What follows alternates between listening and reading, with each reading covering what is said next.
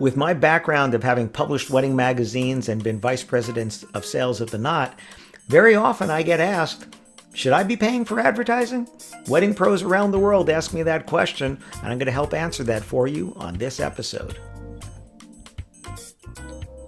Welcome to another episode of the Wedding Business Solutions Podcast. I'm your host, Alan Berg, speaker, author, sales trainer, website reviewer, here to help you in your wedding and event business sell more, profit more, and have more fun doing it. Enjoy this episode. Hi, it's Alan Berg with the Wedding Business Solutions Podcast. Welcome back. And today I want to talk about a topic that I get asked about quite often because of my background, and that's, should you pay for advertising? So for those of you that don't know, I started out selling wedding advertising. I then published 2 wedding magazines.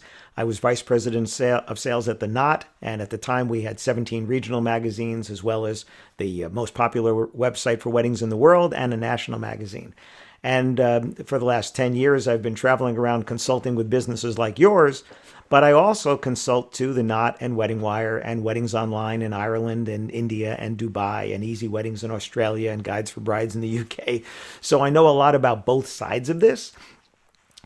Advertising is really about one thing. They need to get an audience that's valuable to you for you to want to pay them. That's what it comes down to.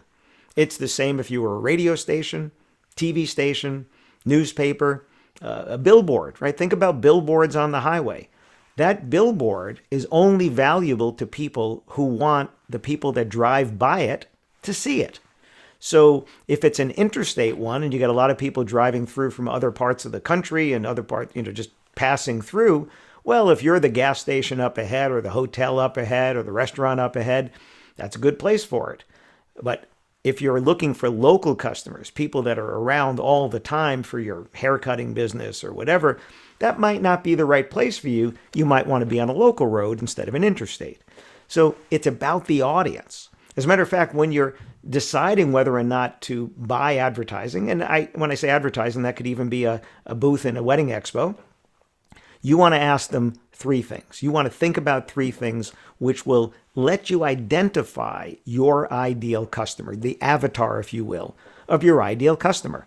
And the avatar of your customer is, firstly, of the 3 things, is the geographics of that. Where are they?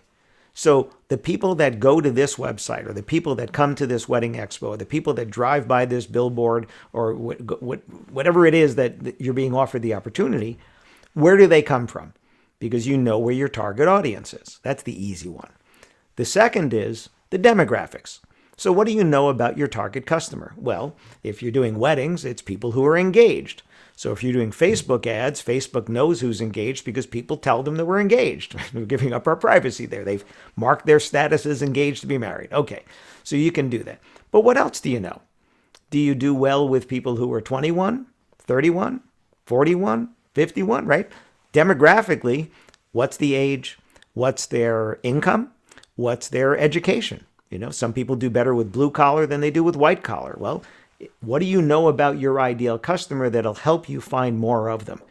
Kind of like with fishing, right? If you were going to go fishing, you wouldn't just go fishing for fish. You're fishing for a certain kind of fish, which means you need to go to a certain place, a certain lake, a certain river, a certain ocean to find that type of fish, right? You don't find brook trout in the ocean. And you don't find tuna in this local river. So you have to know what you're looking for to be able to find more of that. The third thing is the psychographics. You attract a certain type of customer because of the results that you provide. So what is it about those results that you can show in the pictures, talk about in the words, show in your videos, and that's talked about in your reviews that will attract more people like them? So psychographically, if you were going to do, let's say, social advertising, if you go onto Facebook and you're looking for people, like I was just talking to somebody who, besides weddings, he also does cheerleading competitions. I said, well, you can look for people who like certain pages about cheerleading. And that way you know there's that interest there, and at least you're getting in front of some people there. With weddings, you can look for people who've liked The Knot or have liked Wedding Wire or some other sites like that on Facebook as long as they're big enough. I think they have to have 10,000 followers or more for you to be able to target people who like that. But people are identifying themselves with that. So when you're buying advertising, and by the way, let me just get this out of the way. You want people to pay you good money to get the results you provide. You should be willing to invest to get that, right? You shouldn't be looking for free all over the place and then expect you to pay you top dollar. There's a little incongruity there. Right? You want people to pay you a lot of money, you should be willing to invest the way you want people to invest with you. So here's what you do. Should you buy advertising? I had somebody come to me recently and they weren't looking to add many more sales on to what they already have. I said, you know what? You can do some advertising, but you don't need to advertise like a company that needs to fill more, which is somebody else who came to me and they wanted to get another about 20 weddings in for the year. I said, well, you're not just going to get that by accident. You're going to have to be intentional with that. So he ended up going on to Wedding Wire and The Knot so he could be where the brides and grooms are. And that's the key is your audience on that site? So I know that some of the people you're looking for are on TikTok, but are they looking for their wedding professionals on TikTok? Probably not. Are they looking on Instagram? Maybe. Are they looking on Facebook? Maybe. Are they looking on YouTube? Maybe. But there's also a lot of other things to do on these sites and Pinterest than just that. Sites like Wedding Wire and The Knot and Weddings Online and Easy Weddings and Guides for Brides, their job is to get an audience of engaged couples. So at least when you go there, you're already getting that audience and you don't have to worry about, gee, are these the people I'm looking for? And then you could ask them the questions about the geographics, so which target market is right, which demographics, are these people in the age range I'm looking for? What do you know about their income, etc.? So you can kind of target them. But you already know they want wedding stuff because they're on a wedding site. So what you're buying is access to an audience. And I had somebody the other day, he's a photographer and his family's had a jewelry business for 30 years. And I said, have you gone on any of those type of sites? He said, well, gee, there's so many photographers there. I said, yeah, and there's a good reason for it. In New York City, there's a place called the Jewelry District. They call it 47th Street is the street, and there's just hundreds of jewelers around there, right? That they have these. Some of them are little stalls within a group. Some of them have their own store. And there's a good reason that they're all clustered together. So when people are looking for jewelry, that's where they go. And don't you want to be there when the traffic is there? He said, yeah, absolutely. I said, it's the same thing for your photography business. Go where the couples know that there are a lot of photographers for them to choose from. Because the reality is, he was up in Toronto, the reality is he was only looking to do 20 or 25 weddings a year out of the thousands and thousands of weddings that happen up there. I said, there's enough to go around for everybody. As a matter of fact, most sites, no matter how many photographers, DJs, bands, florists, whatever that they have, probably don't have enough suppliers to supply all of the weddings that happen. And that's why some of you are getting business from other sources on top of that. But he's going to end up advertising as well because he needs to get his 20 or 25 weddings and he wants to be where the couples are. That's it. You just want to be where they are. So paying for advertising is paying for access to an audience. Paying for a bridal show booth is paying for access for the couples that come through the wedding show.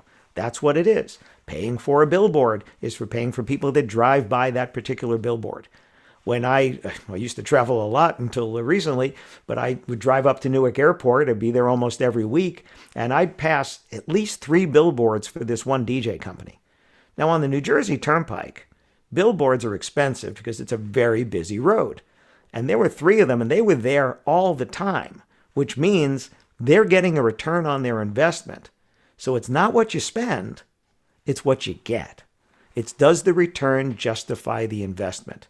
If you spend small and get nothing, that was expensive. If you spend bigger and you get a positive return on that, it wasn't expensive. Expensive just means you didn't get the value back on it. So it's not how much you spend, it's how much you're getting back. And when I'm consulting with people, we're talking about the results they're looking for, and I want them to invest commensurate with that. I had a DJ I was working with, it was just him, and then he added on another DJ. So instead of trying to add a few more weddings per year, he was all of a sudden trying to fill a whole nother calendar. So he upped his ads. He went to spotlight and feature it on Wedding Wire on The Knot so that he would be seen even more to get more inquiries than he's currently getting so that he can fill the calendar that was now empty. And then you want to keep that going. You want to be consistent with that and constantly be getting more inquiries so that you're forward filling all of those dates and you're never slowing down. That's the thing with the wedding business. You don't ever want to have it a point where you don't have things on your calendar because you can't go back and start marketing in the past. What's the old saying? When's the best time to plant a tree? 20 years ago. When's the next best time? Today. So if you're not currently marketing or advertising, look at the demographics, geographics, and psychographics. Ask about that audience. And if that's the audience you want, take the biggest, baddest placement you can get to try to get the results that you're looking for.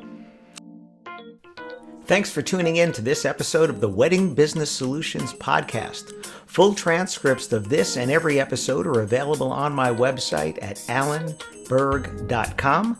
And if you have any questions about anything in this episode or any of the episodes, or you'd like to make a suggestion for a future topic or a guest for one of my dialogue episodes, you can email me directly at alan@weddingbusinesssolutions.com.